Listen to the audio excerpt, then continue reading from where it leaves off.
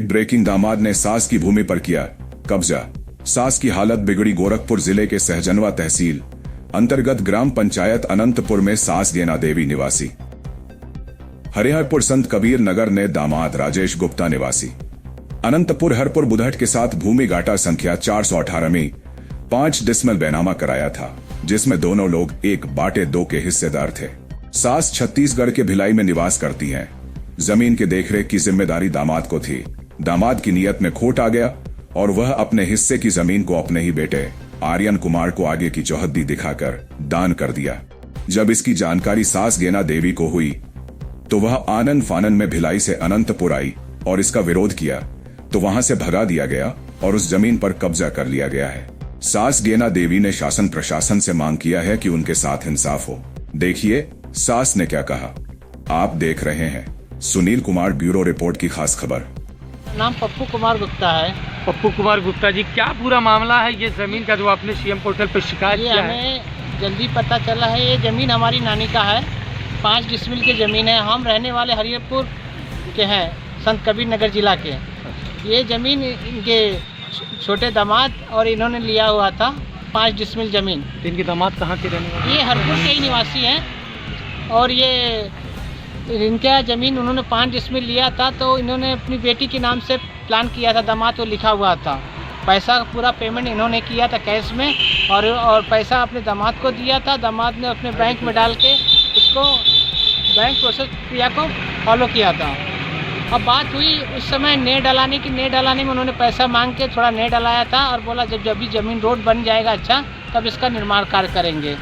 इसके पश्चात 2009 के बाद इन्होंने 10 साल तक रिश्ता बहुत अच्छे चला। जब इन्होंने अपनी ज़मीन के बारे में किसी ने बताया कि ज़मीन बना दीजिए, भाड़े वड़े पे दीजिए, आपका कुछ खर्चा पानी अब आपको मिलता रहेगा, तो इन्होंने तैयारी किया। जब इन्होंने ज़मीन बनाने की प्रक्रिया को आगे पूछा तो उन्होंने गुस्से से रिश्ता नाता तोड़ने की धमकी दिया और बोला कि हम आइए बात समझेंगे, उसके बाद हम कुछ बात करेंगे। तो वो बात 1-2 महीना बिगड़ी रह गई। फिर उन्होंने पता चला किसी के माध्यम से बिना बताए वो निर्माण कार्य स्टार्ट कर दिए। वहाँ से दालन फालन में हमें आना पड़ा इन्होंने लेके और ये पता चला कि ज़मीन जब तक 10 फुट या 9 फुट तक हो गया था तो उस पर हमने एक दिन रोक लगाई। रोक लगाने के पश्चात हम थाने में गए। थाने वाले ने कहा कि ये मामला हमारे अंतर्गत नहीं आता है, आप हम ज़मीन को रोकथाम नहीं कर सकते, इसके लिए आप कचहरी या कोर्ट से आदेश लेके आइए। और इस प्रक्रिया में 2 दिन बीता। हमने सहजनवा डिस्ट्रिक्ट कोर्ट से अप्लाई किया तो उन्होंने कहा कि ये हम तो रोक थोड़े समय के लिए अनुकूल करते हैं। थाने पर उन्होंने एक लेटर दिया था कि मामला को थोड़ा देख के समझ के रखिए। उसके पश्चात हमने आने के बाद उन्होंने हुआ थोड़ी बात बवाल हो गई, हमें 1 दिन के लिए सज़ा दंड किया गया। उसके बाद हमने बोले हमारे वकील से बात हुई, हमने कहा कि भाई जमानत के बाद वकील ने कहा ऐसे नहीं मिलेगा, ये ज़मीन आपका अनंतपुर चकबंदी विभाग में आता है, आप चले जाइए गोरखपुर चकबंदी विभाग में अधिकारी से। तो वहाँ प्रक्रिया पूछने के पश्चात वहाँ बोले कि आप आज आवेदन करें और इसके होने के में 1-2 दिन और उन्होंने कहीं लखनऊ किसी काम बात सिद्धार्थनगर इस प्रक्रिया में 26 तारीख से लेके 30-31 तारीख तक का समय बीत गया। उन्होंने आया और आदेश किया और हमें यहाँ सहजनवा पे हम फिर से चकबंदी जो सीओ रहते हैं उनसे बातचीत हुई। उन्होंने अभी आए हुए थे और इस समय पे ज़मीन को कारोबार को रोक के नोटिस लगाया हुआ है। लेकिन हमारा यही मांग है कि जो ज़मीन हमारी नानी ने दिया है, जितना दिया उनको दे दिया जाए, जो हमारा बचा है वो हमें मिल जाए। अच्छा, ये जो चकबंदी लगा हुआ निर्माण ये कितने दिन पहले हुआ है? ये 8 से 10 दिन जो 26 तारीख से लेके 31 तारीख के बीच में हुआ। तो चकबंदी में निर्माण कैसे हो गया? अभी ये तो प्रोसेस यहाँ और घर बने जैसे उनका यहाँ। और यहाँ सबसे बड़ी बात है, यहाँ अभी भी ये राज्य उत्तर प्रदेश कोई अभी पिछड़े राज्य विभाग में चल रहा है। अभी भी वही दबदबा, वही राजनीति, वही दबाव, वही पुलिस थाना। इसमें क्या राजनीति आपके मकान में? इसमें भी दबदबा हुआ कि जहाँ पे बड़े बड़े यहाँ के जो नेता हैं छोटे बड़े, वो आके ये जब कह रहे हैं कि हम खड़े होके बनवाएंगे, देखेंगे कौन आता है, जो आएगा उसका हाथ पैर तोड़ देंगे। अब इस तरह के दबदबाव बना। और ये बूढ़ी माँ हमको लेके इनके कारण का मिनी स्ट्रोक, हार्ट अटैक का भी संभावना हुआ। इनको लेके हम लोग खैराबाद या इसमें लेके गए थे। 2 दिन बिताए उन्होंने। हम सोच रहे थे कि रिश्तेदारी अच्छे से हो जाए। ये शिकायत आपने किया है? हाँ, ये सब शिकायत हुआ है।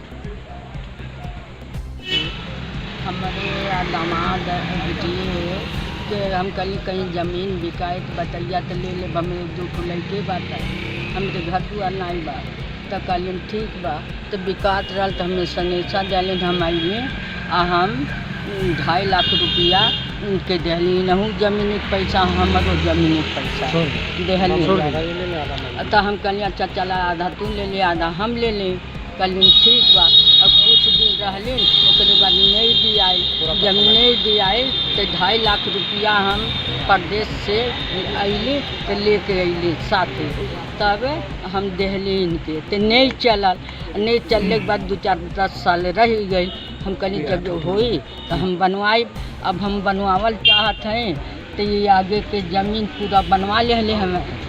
हम के पीछे कहत में तो बताएं हम पीछे के ज़मीन में जाए उड़ के नहीं आई, तो हमें आगे से हमारा हिस्सा दे दे। जब आधा आधा दोनों लोगों का है तो आधा आपका होना चाहिए। हमें चाहिए बिल्कुल आधा दे दा भाई।